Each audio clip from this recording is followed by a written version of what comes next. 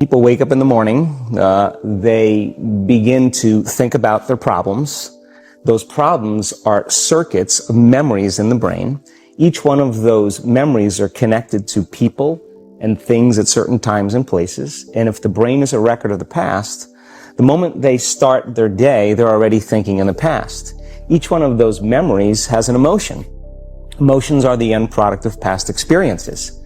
So the moment they recall those memories of their problems, they all of a sudden feel unhappy, they feel sad, they feel pain. Now, how you think and how you feel creates your state of being. So the person's entire state of being when they start their day is in the past. So what does that mean? The familiar past will sooner or later be predictable future. So if you believe that your thoughts have something to do with your destiny, and you can't think greater than how you feel, or feelings have become the means of thinking, by very definition of emotions, you're thinking in the past. And for the most part, you're going to keep creating the same life.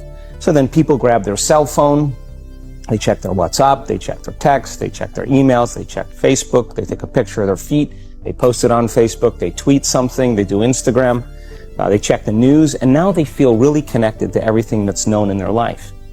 And then they go through a series of routine behaviors. They get out of bed on the same side, they go to the toilet, they get a cup of coffee, they take a shower, they get dressed, they drive to work the same way, they do the same things, they see the same people, they push the same emotional buttons, and that becomes the routine, and it becomes like a program. So now they've lost their free will to a program, and there's no unseen hand doing it to them. So when it comes time to change, the redundancy of that cycle becomes a subconscious program. So now 95% of who we are by the time we're 35 years old is a memorized set of behaviors, emotional reactions, unconscious habits, hardwired attitudes, beliefs, and perceptions that function like a computer program. So then a person can say with their 5% of their conscious mind, I want to be healthy, I want to be happy, I want to be free. But the body's on a whole different program. So then how do you begin to make those changes? Well, you have to get beyond the analytical mind, because what separates the conscious mind from the subconscious mind is the analytical mind. And that's where meditation comes in, because you can teach people through practice how to change their brainwaves, slow them down. And when they do that properly, they do enter the operating system where they can begin to make some really important changes. So most people then wait for crisis or trauma or disease or diagnosis. They wait for loss, some tragedy to make up their mind to change. And my message is, why wait? And you can learn and change in a state of pain and suffering, or you can learn and change in a state of joy and inspiration. And I think right now, the cool thing is that people are waking up. Most people spend 70% of their life living in survival and living in stress. So they're always anticipating the worst case scenario based on a past experience. And they're literally, out of the infinite potentials in the quantum field, they're selecting the worst possible outcome, and they're beginning to emotionally embrace it with fear. And they're conditioning their body into a state of fear. Do that enough times, body has a panic attack without you. You can't even predict it because it's programmed subconsciously.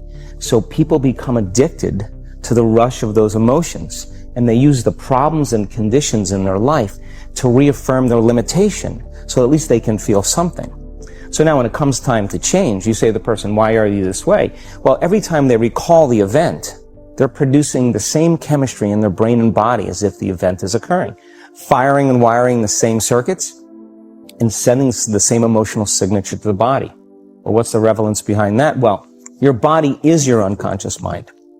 In a sense, if you're sitting down and you start thinking about some future worst case scenario that you're conjuring up in your mind, and you begin to feel the emotion of that event, your body doesn't know the difference between the event that's taking place in your world, outer world, and what you're creating by emotion or thought alone.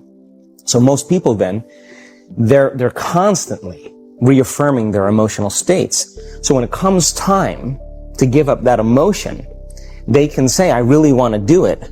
But really the body is stronger than the mind because it's been conditioned that way. So the servant now has become the master. And the person all of a sudden, once they step into that unknown, they'd rather feel guilt and suffering because at least they can predict it. Being in the unknown is a scary place for most people because the unknown is uncertain. And people say to me, well, I can't predict my future. I'm in the unknown, and I always say the best way to predict your future is to create it. Not from the known, but from the unknown. What thoughts do you want to fire and wire in your brain? What behaviors do you want to demonstrate in one day? The act of rehearsing them mentally, closing your eyes, and rehearsing the action. Rehearsing the reaction of what you want? Or the action? The action of what you want. By closing your eyes and mentally rehearsing some action. If you're truly present, the brain does not know the difference between what you're imaging and what you're experiencing in 3D world. So then you begin to install the neurological hardware in your brain to look like the event has already occurred. Now, your brain is no longer a record of the past. Now it's a map to the future. And if you keep doing it, priming it that way, the hardware becomes a software program. And who knows, you just may start acting like a happy person. And then I think the hardest part is to teach our body emotionally what the future will feel like ahead of the actual experience. So what does that mean? You can't wait for your success to feel empowered. You can't wait for your wealth to feel abundant. You can't wait for your new relationship to feel love, or your healing to feel whole. I mean, that's the old model of reality, of cause and effect, waiting for something outside of us to change how we feel inside of us. And when we feel better inside of us, we pay attention to whoever or whatever caused it. But what that means then is that from the Newtonian world is that most people spend their whole life living in lack, waiting for something to change out there. What do you mean the Newtonian world?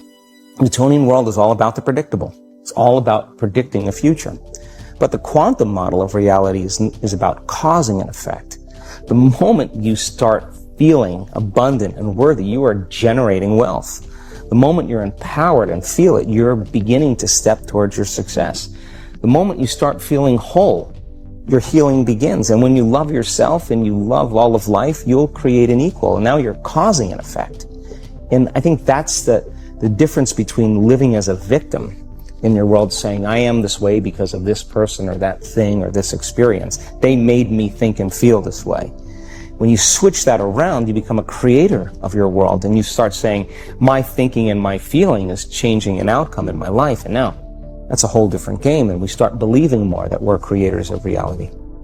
And most people, when they have a thought, they just think that that's the truth. And I think one of my greatest realizations in my own journey was, just because you have a thought doesn't necessarily mean it's true.